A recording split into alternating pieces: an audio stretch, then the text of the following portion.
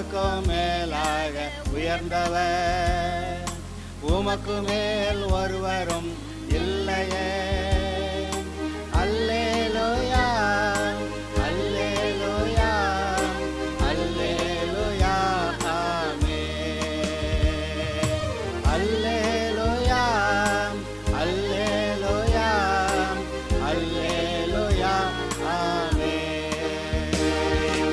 ஒருவரால் சிருஷ்டிக்கப்படாமலே தாமாக என்றென்றும் இருப்பவர், ஒருவரால் சிருஷ்டிக்கப்படாமலே. கர்த்தராகிய இயேசு கிறிஸ்து பரலோக ராஜ்யம் பற்றி பேசியிருக்கிற காரியங்களை, அந்த கருத்துக்களை படித்து கொண்டிருக்கிறோம். கடந்த செய்தியிலே அந்த 10 கன்னிகைகள், அதில் பாதி பேர் இயேசுடைய அந்த மணவாளனுடைய வருகைக்கு ஆயத்தமாக இருந்தார்கள். அதில் அதற்காக அவர்கள் தீவட்டியோடு கூட எண்ணெயையும் சேர்த்து கொண்டு போயிருந்தார்கள். ஆனால் அந்த மீதி பாதி பேர் தீவட்டிகளை கொண்டு போனார்கள், ஆனால் எண்ணெயை கொண்டு போகவில்லை. அது எதை காட்டுகிறது என்று பார்த்தால், அந்த எண்ணெயை கொண்டு போனவர்கள் மணவாளனுடைய வருகைக்கு ஆயத்தமாக இருந்தார்கள் என்றும், அந்த எண்ணெய் கொண்டு போகாதவர்கள் மணவாளனுடைய வருகைக்கு ஆயத்தமில்லாதவர்களாக இருந்தார்கள் என்றும் நாம் பார்க்கிறோம். 10 பேரும் மணவாளனை எதிர்கொண்டு போய் அவரை அழைத்து வரதான் போயிருக்கிறாங்க. 10 பேரும் தீவட்டி வச்சுருந்தாங்க. ஆனால் 5 பேர் எண்ணெய் தீர்ந்து போனால் ஊற்றுறதுக்கு எண்ணெய் இல்லாமல், அப்படி ஒரு ஆயத்தம் இல்லாமல் இருந்தார்கள். 5 பேர் தீர்ந்து போனால் என்ன செய்கிறதுன்னு சொல்லி எண்ணெயை கொண்டு போயிருந்தார்கள். அப்போ இந்த இடத்துல ஆயத்தமாக இருந்தவர்கள், ஆயத்தம் இல்லாமல் இருந்தவர்கள், இந்த ஒரு விஷயத்தை நல்லா கவனிக்கிறீங்க. எப்படி ஆயத்தமாக இருந்தார்கள்? இயேசு வந்தால் உடனே பறந்துடணும். இந்த மணவாளன் மணவாட்டியாகிய சபையை அழைத்து கொண்டு போகிறது பைபிளில் ரகசிய வருகை அல்லது ராப்சர் என்று சொல்லுகிறோமே, விசுக்குன்னு சபையை எடுத்துக்கொண்டு போகிறதை பற்றி அங்கே சொல்லுகிறது. இது இயேசுடைய 2ஆம் வருகையை பற்றி சொல்லவில்லை. 2ஆம் வருகைன்னா பொதுவாக என்ன சொல்லுவாங்க? வெள்ளை குதிரையில் அந்தி கிறிஸ்து கள்ளத்திற்கு தரிசனம் பிடிச்சி பாதாளத்தில் அடைச்சிட்டு பிசாசை பிடிச்சி ஒரு பக்கம் கட்டி போட்டுட்டு 1000 வருஷ அரசாட்சி ஆரம்பிப்பார்னு சொல்லுவாங்க. அந்த 2ஆம் வருகை இந்த இடத்துல சொல்லவில்லை. இந்த இடத்துல மணவாளன் வருகிறார் அப்படிங்கிற பேச்சு, அப்புறம் இந்த கன்னிகைகள் அந்த மணவாளனை எதிர்கொண்டு அழைத்து போக வருகிறார்கள் என்ற அந்த பேச்சு. அப்படியானால் இயேசு மேகங்கள் மேல் பிரதான தூதனுடைய சத்தத்தோடு கூட, எக்கால சத்தத்தோடு கூட அங்கே தன்னுடைய சபையை எடுத்துக்கொண்டு போக வருகிற காட்சியை நீங்கள் பாருங்கள். அப்படி வரும்போது கிறிஸ்துவுக்குள் மரித்தவர்கள் முதலாவது உயிரோடு எழுந்து அவரோட போகிறார்கள். 2வது, அந்த சமயத்தில் நம்ம உயிரோடு இருக்கிற நாமும் மறுரூபமாகி அவரோட கூட பறந்து செல்வோம், இப்படி பரலோகத்துக்கு போவோம் அப்படின்னு எழுதியிருக்கு. அப்படியானால் இந்த 10 கன்னிகைகள் அந்த உவமை, அது வரப்போகிற ரகசிய வருகை அல்லது ராப்சர், அந்த சமயத்தில் அவர் சபையை எடுத்துக்கொண்டு போகிறதுக்கு வருகிறார். அந்த சபையை எடுத்துக்கொண்டு போன பிறகு அப்புறமேல் கொஞ்சம் பேர் அப்புறமே எண்ணெய் வாங்கிட்டு வந்துட்டான், கதவை தட்டுறேன் திறக்கிறேங்க அப்படின்னா திறக்க மாட்டார். அவர் வரும்போது ஆயத்தமாக இருக்கிறவங்க போயிடுவாங்க, மீதியெல்லாம் ஆயத்தம் பண்ணுவாங்க, ஆனால் உடனே போக முடியாது. அப்போ ரட்சிக்கப்பட்டு இருக்கிறவங்க ஆயத்தமாக இல்லை, சரி போனவங்க போயிட்டாங்க, மீதி இங்கே இருக்கிறோம். அந்த பரலோகம் போகாதவர்கள், அன்றைக்கு அந்த ரகசியவர்களே போகாதவர்கள், அவர்கள் இயேசுவை ஆண்டவராக ஏற்றுக்கொண்டவர்கள் தான். ஆனால் ஆயத்தமில்லை, போகவில்லை. நம்முடைய நிலைமை எப்படி இருக்கிறது? நாம் எப்போதுமே ஆயத்தமாக இருக்க வேண்டும் என்று தானே கர்த்தர் எதிர்பார்க்கிறார். எப்பொழுது கேட்டாலும், இப்போ விட்டால் பரலோகமா? எஸ். அப்படி நம்முடைய இருதயத்தை எப்பொழுதும் நன்றாக வைத்து கொள்ள வேண்டும். உன் இருதயத்தை எல்லா காவலோடும் காத்துக்கொள், ஏனென்றால் அதற்குள்ளிருந்து ஜீவ ஊற்று புறப்படும் என்று சொன்னார். நம்முடைய இருதயத்தை நான் சரியாக வைக்கிறது சுலபம். நம்முடைய இருதயத்தை ஐயோ இப்படி கஷ்டப்படணும், அப்படி சரி பண்ணணும், இப்படி சரி பண்ணணும். நீங்கள் ஒழுங்காக இருக்கிறதுன்னு தீர்மானிச்சிட்டா அப்புறம் என்ன அங்கே பாடு? கர்த்தருக்குள்ளே ஒழுங்காக இருக்கிறேன்னு தீர்மானிச்சிட்டா அப்புறம் என்னங்க அங்கே பாடு? இதை எப்படி ஒழுங்குபடுத்தணும், அதை அப்படி ஒழுங்குபடுத்தணும். அப்படி இருதயத்தை ஒழுங்குபடுத்தாதவங்களுக்கு தான் அது எப்படி படுத்துறது, இது எப்படி ஒழுங்குபடுத்துறது, அதெல்லாம் பெரிய பிரச்சனையாக இருக்கும். ஆனால் கர்த்தருக்குள்ளே நான் செவ்வையாக இருக்க தீர்மானிக்கிறேன் என்று சொன்னால் அவ்வளவுதான், அதோட பிரச்சனை முடிஞ்சது. அப்பொழுது நீங்கள் ஆயத்தமாக இருக்கிறீர்கள், இயேசுடைய வருகையிலே நீங்கள் அவரோடு கூட பறந்து செல்வீர்கள்.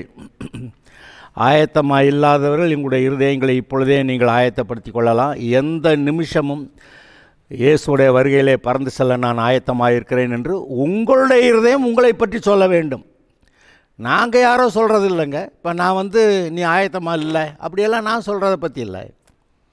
உங்களுடைய இருதயம் உங்களை பற்றி நீங்கள் ஆயத்தமாக இருக்கிறீர்களா என்று கேட்டால், எஸ், இந்த நிமிஷத்தில் நான் கர்த்தரோடு கூட பறந்து போக ஆயத்தமாக இருக்கிறேன், ஆமாம் அப்படி சொல்லணும். சரி, இப்பொழுது இதில் என்ன அவர் சொல்கிறாரு? மத்தேயு 25வது அதிகாரத்தில் 13வது வசனம், மனுஷகுமாரன் வரும் நாளையாவது நாழிகையாவது நீங்கள் அறியாதிருக்கிறபடியால் விழித்திருங்கள். மனுஷகுமாரன் வரும் நாழிகையாவது நாளையாவது நீங்கள் அறியாதிருக்கிறபடியால் விழித்திருங்கள். அவர் என்னைக்கு வருவார் சபை எடுத்துகிட்டு போக நமக்கு தெரியாது. நீங்கள் மார்க் சுவிசேஷம் வாசிச்சிங்கன்னா மார்க் 13 அவருடைய வருகை மனுஷகுமாரனுக்கும் தெரியாது அப்படின்னு இங்கே எழுதியிருக்கு. அது நமக்கு ஆச்சரியம்தான். அதாவது பிதாவுடைய ஆதீனத்தில் இருக்கிற காலங்களையும் வேலையையும் அறிகிறது உங்களுக்கு அடுத்ததல்ல அப்படின்னு சொல்லி தன்னுடைய சீஷர்கள்ட்ட சிலர்கிட்ட சொல்கிறார். பிதாவுடைய ஆதீனத்தில் அவருடைய பிளானில் இருக்கிற ரகசியமான காரியங்களை அறிகிறது அது உங்களுக்கு அடுத்த உங்களுக்கு சம்மந்தப்பட்டது அல்ல அப்படின்னு சொன்னார். அப்போன்னா அந்த மார்க் 13 கூட அவரே இயேசுவே எப்போ திரும்பி வருவார்னு அவருக்கே தெரியாதுன்னு சொல்லி முடிச்சுவிட்டார். அப்போ அந்த விஷயத்தில் கூட பிதாவானவருடைய ஆதீனத்தில் இருக்கக்கூடிய காரியங்களை அப்போதைக்கு இயேசுவுக்கு அவர் அறிவிக்கவில்லை. அப்படி தான் நான் உங்களுக்கு சொல்கிறேன். அதை வேணா அந்த ஒரு வசனத்தை வாசிக்கிறேன். மார்க் 13:31வது வசனத்திலிருந்து வாசிக்கிறேன். வானமும் பூமியும் ஒழிந்து போம், என் வார்த்தைகளோ ஒழிந்து போவதில்லை அப்படின்னு சொல்கிறவர் அடுத்த வசனத்தில் என்ன சொல்கிறாரு? அந்த நாளையும் அந்த நாழிகையும் பிதா ஒருவர் தவிர மற்றொருவனும் அறியான், பரலோகத்தில் உள்ள தூதர்களும் அறியார்கள், குமாரனும் அறியார். என்னது? பரலோகத்தில் இருக்க தூதர்கள் அறியாட்டி பரவாயில்ல, மற்ற யாருக்கும் தெரியாட்டி பரவாயில்ல, ஆனால் குமாரனுக்கும் தெரியாதுன்னா அப்போ அந்த இயேசுடைய ரகசிய வருகையின் அந்த நாழிகை அது கர்த்தருடைய ஆதீனத்தில் அது ஒரு ரகசியமாய் வைக்கப்பட்டிருக்கிறது. கர்த்தருடைய ரகசியங்கள்னு சொல்லி அநேக காரியங்களை நம்ம வாசிக்கிறோம். உதாரணமாக எபேசியர் 1வது அதிகாரம் 9வது 10வது வசனத்தில் பரலோகத்தில் இருக்கிறவைகளும் பூலோகத்தில் இருக்கிறவைகளுமாகிய சகலமும் கிறிஸ்துவுக்குள்ளே மட்டும் கூட்டி சேர்க்கப்பட வேண்டும் என்று அவர் வைத்திருந்த தம்முடைய ரகசியத்தை இப்பொழுது அவர் அறிவித்தார், வெளிப்படுத்தினார்னு வருத. அப்போ கிறிஸ்துவுக்குள்ளே மட்டும்தான் கூட்டி சேர்ப்பார், வேறு எந்த விதத்துலேயும் ஒருத்தர் ரட்சிக்கப்பட முடியாது. அந்த ரகசியத்தை எங்களுக்கு அறிவித்தார் அப்படின்னு பவுல் எழுதுகிறான். ஆக கர்த்தர் சில காரியங்களே ரகசியமாய் வைத்திருக்கிறார்.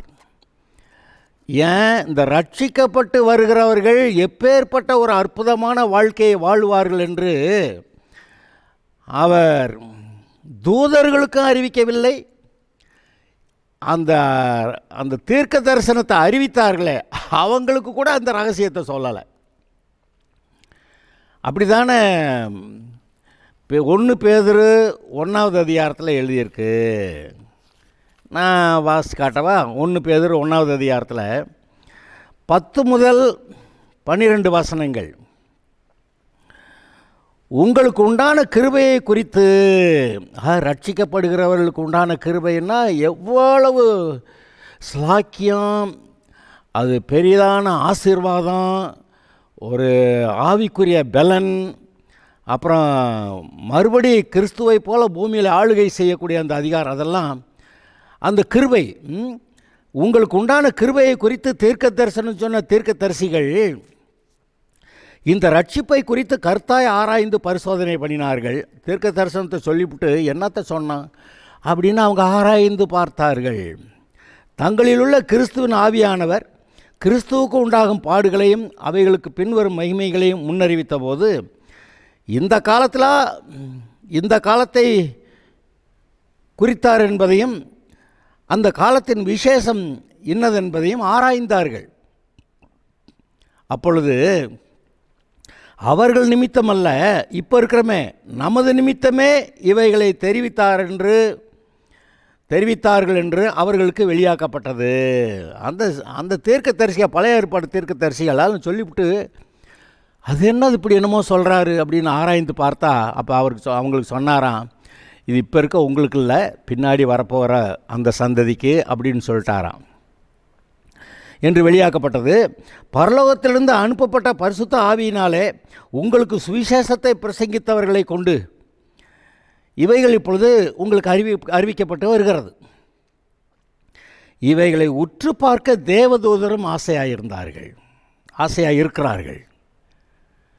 அப்போ தேவதூதர் கூட என்ன நடக்குதுங்க, இயேசு இவ்வளோ பெரிய பாடுகளுக்குள்ளே போயிட்டாரு, ஐயோ மரணத்தையே சந்திச்சிட்டாரு, ஐயோ நரகத்துக்கு போயிட்டாரு அப்படியெல்லாம் சொல்லி அவங்க பார்த்துக்கிட்டு அது ஆச்சரியமாக இருந்தது.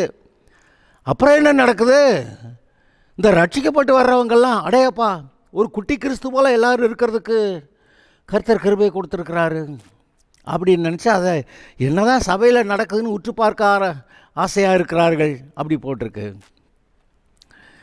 இன்றைக்கு உங்களுக்கு கர்த்தர் கொடுத்துருக்கிற அந்த கிருபையெல்லாம் நீங்கள் யோசித்து பார்த்து அந்த கிருபையிலே நீங்கள் நடந்து அவைகளை சுதந்திரித்து கொள்வீர்களானால், இயேசு என்ன சொன்னார், என்னிடத்துல விசுவாசமாக இருக்கிறவன் நான் செய்கிற இந்த கிரியைகளையும் செய்வான், இதை விட பெரிய கிரியைகளையும் செய்வான்னு சொன்னாரே, அதனால் பொய்யா சொன்னார். அங்கே இருக்க தூதர்கள்லாம் உட்காந்து என்னதான்ப்பா நடக்குது அப்படின்னு அங்கே பார்த்துக்கிட்டு இருக்கிறாங்க. உங்கள் வாழ்க்கையில் கூட கர்த்தர் செய்கிற மகத்தான காரியங்களை குறித்து அவர்களும் உற்று பார்த்து ஆச்சரியப்படுகிற காரியங்கள் நடக்கும் என்று நான் உங்களுக்கு சொல்லுகிறேன். ஆதலால் அதை பற்றி சற்று கவனமாய் இருப்போமாக. அதில் என்ன எழுதியிருக்கு, மனுஷகுமாரன் வரும் நாளையாவது நீங்கள் அறியாதிருக்கிறபடியால் விழித்திருங்கள்னா எச்சரிக்கையாயிருங்கள். தூங்காமல் முழிச்சுக்கிட்டு இருக்கிறத சொல்ல, எச்சரிக்கையாயிருங்கள். அவர் இன்ன நேரத்தில் வரேன்னு சொல்லிட்டு வரல. Yes coming will be a sudden thing. திருடன் என்ன சொல்லிட்டா வரேன், எத்தனை மணிக்கு நான் திருடுவேன்னு. திருடன் எப்படி நினையாத வேளையில் வருகிறானோ அதுபோல் மனுஷகுமாரனுடைய வருகை நினையாத நேரத்தில் இருக்கும். ஆதலால் நீங்கள் எப்பொழுதுமே நீங்கள் ஆயத்தமாக இருக்க வேண்டும் என்று சொல்லுகிறார். சரி, அடுத்து இன்னொரு உவமைக்கு நாம் போகலாம். அதில் 14வது வசனம், மத்தேயு 25:14 முதல். அன்றியும் பரலோக ராஜ்யம் புரதேசத்துக்கு பிரயாணமாய் போகிற ஒரு மனுஷன் தன் ஊழியக்காரரை அழைத்து தன் ஆஸ்திகளை அவர்கள் வசமாய் ஒப்பு கொடுத்தது போல் இருக்கிறது. வெளியூர் போகிறான், தன்னுடைய ஆஸ்திகள் எல்லாத்தையும் தன்னுடைய ஊழியக்கார்ட்ட ஒப்பு கொடுத்து, பார்த்துக்குங்கப்பா, கூடுமான வரைக்கும் நல்லா வேலை செஞ்சு நல்லா சம்பாத்தியங்களை பண்ணுங்க அப்படின்னு. அவனவனுடைய திறமைக்கு தக்கதாக ஒரு இடத்துல 5 தாலந்தும், ஒரு இடத்துல 2 தாலந்தும், ஒரு இடத்துல 1 தாலந்துமாக கொடுத்து உடனே பிரயாணப்பட்டு போனான். 5 தாலந்தை வாங்கினவன் போய் அவைகளை கொண்டு வியாபாரம் பண்ணி வேறு 5 தாலந்தை சம்பாதித்தான். அப்படியே 2 தாலந்தை வாங்கினவனும் வேறு 2 தாலந்தை சம்பாதித்தான். 1 தாலந்தை வாங்கினவனோ போய் நிலத்தில் தோண்டி தன் எஜமானுடைய பணத்தை புதைத்து வைத்தான். வெகுகாலமான பின்பு அந்த ஊழியக்காரனுடைய எஜமான் திரும்பி வந்து அவரிடத்தில் கணக்கு கேட்டான். அப்பொழுது 5 தாலந்தை வாங்கினவன் வேறு 5 தாலந்தை கொண்டு வந்து, ஆண்டவனே 5 தாலந்தை இடத்துல ஒப்புவித்தேரே, அவைகளை கொண்டு இதோ வேறு 5 தாலந்தை சம்பாதித்தேன் என்றான். அவனுடைய எஜமானவனை நோக்கி, நல்லது, உண்மை உத்தமமான ஊழியக்காரனே, கொஞ்சத்திலே உண்மையாக இருந்தாய், அநேகத்தின் மேல் உன்னை அதிகாரியாக வைப்பேன், உன்னுடைய எஜமானுடைய சந்தோஷத்துக்குள் பிரவேசி என்றான். 2 தாலந்தை வாங்கினவனும், ஆண்டவனே 2 தாலந்தை இடத்துல ஒப்புவித்தீரே, அவைகளை கொண்டு இதோ வேறு 2 தாலந்தை சம்பாதித்தேன் என்றான். அவனுடைய எஜமான் அவனை நோக்கி, நல்லது, உத்தமும் உண்மையுமான ஊழியக்காரனே, கொஞ்சத்திலே உண்மையாக இருந்தாய், அநேகத்தின் மேல் உன்னை அதிகாரியாக வைப்பேன், உன்னுடைய எஜமானுடைய சந்தோஷத்துக்குள் பிரவேசி என்றான்.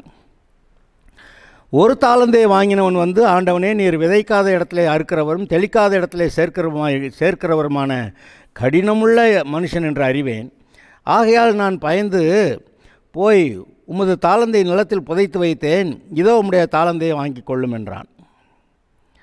அவனுடைய எஜமான் பிரதியுத்தரமாக, பொல்லாதவனும் சோம்பனுமான ஊழியக்காரனே, நான் விதைக்காத இடத்துல அறுக்கிறவன் என்றும் தெளிக்காத இடத்துல சேர்க்கிறவன் என்றும் அறிந்திருந்தாயே, அப்படியானால் நீ என் பணத்தை காசுக்காரர் வசத்தில் போட்டு வைக்க வேண்டியதாக இருந்தது.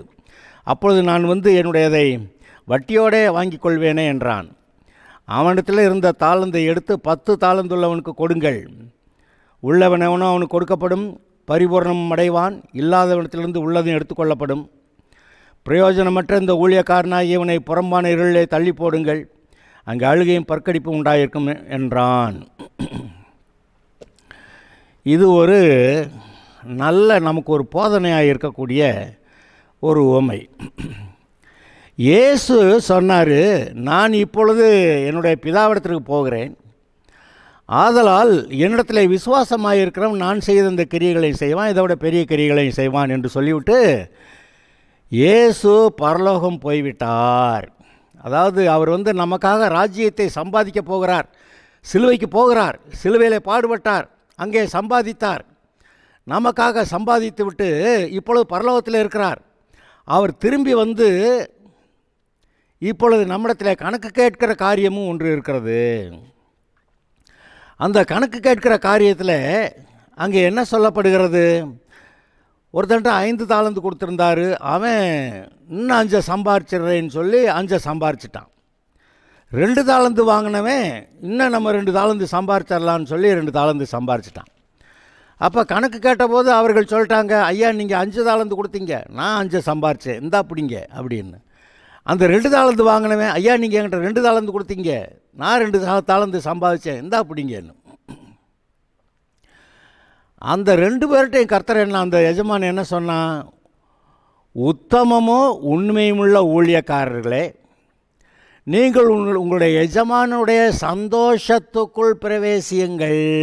எங்க சந்தோஷத்துக்குள் பிரவேசியுங்கள் அப்படின்னு சொல்லியிருக்கிறாரு. எஜமானுடைய சந்தோஷம்னா நமக்கு என்னது? தேவனுடைய பரிசுத்த ஆவியினாலே நமக்கு உண்டாகும் சந்தோஷம். அதை நீங்கள் நினைத்து பாருங்கள். ஆனால் அந்த 1 தாளந்து வாங்கினவே சரியாக இல்லை. ஆனால் என்னத்துக்கடா வம்புன்னு புதைச்சி வச்சுட்டு திரும்பி எடுத்துக்கொண்டு வந்து கொடுக்குறான். அதை கொடுத்தப்ப அவன் என்ன வார்த்தை சொல்லிவிட்டான்? நீ விதைக்காத இடத்துல அறுக்கிறவரும் தெளிக்காத இடத்துல சேர்க்கிறவருமான கடினமான இருதயமுள்ள ஆளுன்னு எனக்கு தெரியுது. அதனால் இந்த பத்திரமா புதைச்சி வச்சுருந்தேன், இந்த எடுத்துகிட்டு வந்துட்டேன், இந்த பிடிச்சிக்கோங்க அப்படின்னு கொடுக்குறான். அப்போ அவர் என்ன பண்ணிட்டார்? பிரயோஜனமற்ற ஊழியக்காரனாகி இவனை புறம்பான இருளிலே தள்ளி போடுங்கள், அங்கே அழுகையும் பற்கடிப்பும் உண்டாயிருக்கும். 5 தாளந்து சம்பாதிச்ச 2 தாளந்து சம்பாதிச்ச அவங்கள்ட்ட என்ன சொன்னார்? நீங்கள் உங்கள் எஜமானுடைய சந்தோஷத்துக்குள் பிரவேசியுங்கள் அப்படின்னாரு. இவனை புறம்பான இருளிலே தள்ளி போடுங்கள், அங்கே அழுகையும் பற்கடிப்பும் உண்டாயிருக்கும். அப்போ கர்த்தருக்காக இன்னொரு தாளந்தை சம்பாதிச்சிருந்தான், இவன்கிட்ட 1 தாளந்து தான் கொடுத்தார். அப்போ இவன் இன்னும் 1 தாளந்தை சம்பாதிச்சிருந்தான்னா இவனுக்கும் சொல்லியிருப்பார், உன்னுடைய எஜமானுடைய சந்தோஷத்துக்குள் பிரவேசின்னு சொல்லியிருப்பார். ஆனால் இந்த மனுஷன் கர்த்தர் மேலே ஒரு அவநம்பிக்கையோடு கூட, தன்னுடைய எஜமான் மேலே ஒரு அவநம்பிக்கையோடு கூட, அந்த எஜமானை பற்றி ஒரு நல்ல அபிப்பிராயம் இல்லாத ஆளாக, விதைக்காத இடத்துல அறுப்பார், தெளிக்காத இடத்துல சேப்பாக இருந்தாலும் பயங்கரமான ஆளியா அப்படின்னு சொல்லி இந்த ஆள்கிட்ட வம்பு வச்சுக்கிறக்கூடாது, போய் போச்சு வச்சு எடுத்து கொடுத்துரு அப்படின்னு சொல்லிட்டு அந்த கொடுக்கப்பட்ட தாளந்தை அவன் பயன்படுத்தவில்லை, இன்னொரு சம்பாத்தியம் செய்யவில்லை. அதனால் எஜமானுடைய சந்தோஷத்துக்குள் பிரவேசிங்க.